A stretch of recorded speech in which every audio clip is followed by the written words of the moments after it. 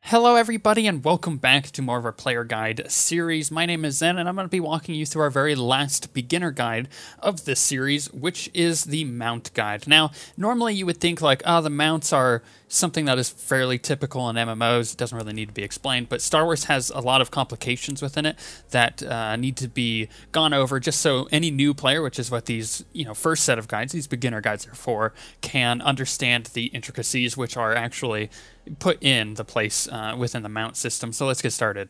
Just like in all other types of MMOs that have mounts, you have these training tiers, right? So this is pretty standard. You have 3 tiers of training, which give you 90% speed increase, 100% speed increase, and 110%. That's a fairly standard set of numbers. Now you get these trainings at the normal levels of 25, 40, and 50. So, when you hit level 25 on your first character, you can get the first mount training that gives you 90% speed increase. Then level 40 will be your second one, which gives you 100, and 50 will be 110. However, that being said, you can also accelerate the time that you actually get your mount training through the legacy tree. So once you've unlocked your legacy, you can go look for it.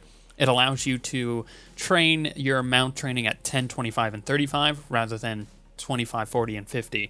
And it comes at a different cost than the normal ones. However, you're getting it earlier, and it is much easier because you don't actually have to go to your trainer to train it. You can just open up your legacy window and get it directly at level 10. So say you already have a mount in your bags, then you're good to go, basically. And it's also worth noting that subscribers get their training a little earlier without the legacy training. So say you hit level 15, which is the new level for subscribers to get their mount. You can get your first mount at level 15, 30, and then 40, which it follows the same number pattern of 90, 100, and 110% speed increases. But if they have the legacy unlocked, if they have legacy level 10, then they could just get that, a few levels earlier anyways.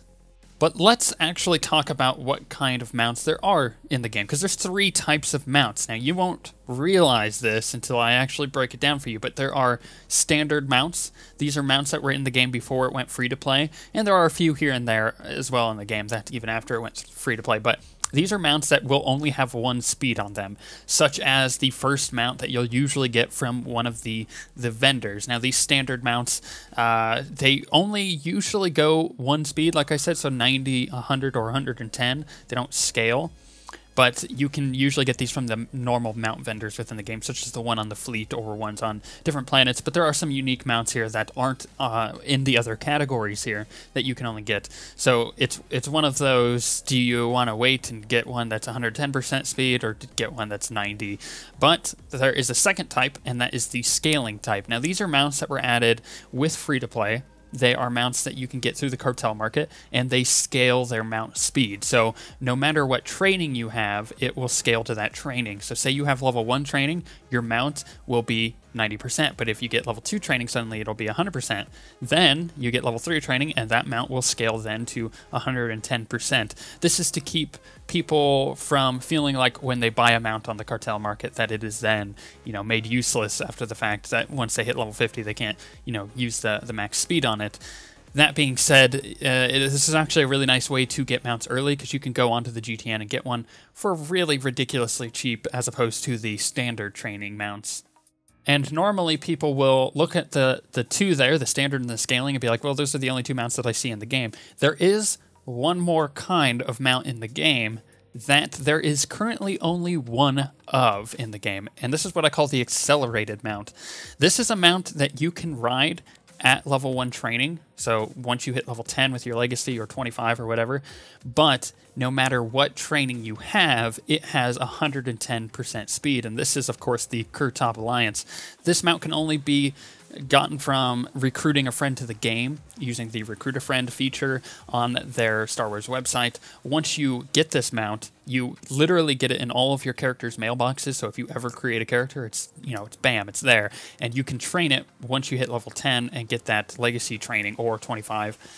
And it is literally the best mount because no matter what training you have, it'll always go 110% speed, which is very, very nice for leveling because then you don't have to worry about throwing money into training your speeder ranks up. You'll often see my characters that I've done for the series in the past on these mounts on the Kurtop Alliance because it is the quickest way to get around when leveling, and it will actually incredibly boost your leveling speed simply because you're not having to worry about going much slower than everybody else on the standard and scaling mounts.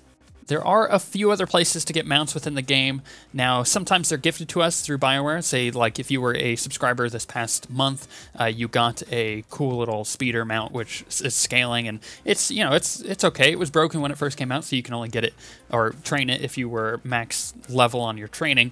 However, that was quickly fixed, so hopefully if you did get this, you should be able to ride it now on all of your alts. At least it's been working for me. Now, you can also get mounts from bosses and from crafting, and I've mentioned the crafting thing before in the crafting guide. However, with the bosses, you know, raid bosses will sometimes drop mounts, or, you know, hard mode, nightmare mode bosses will have a chance to drop a really cool mount.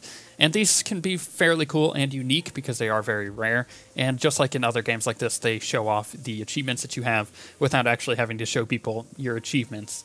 With all of that being said, though, I know this was a relatively short guide, but it did need to be gone over just so people could understand where the intricacies lie within the mount system in Star Wars. And you should also know for a fact that you need to get that Kurtop Alliance. It is seriously the best mount in the game. Maybe not by looks, but by the efficiency of it. And if you can get your hands on that sucker, I would highly, highly suggest it. However, on that note, if you have any questions, leave them in the comments section below, and I will try to get back to them as soon as possible. But on that note, we're going to be moving on to the intermediate guides, and we'll see you guys next time.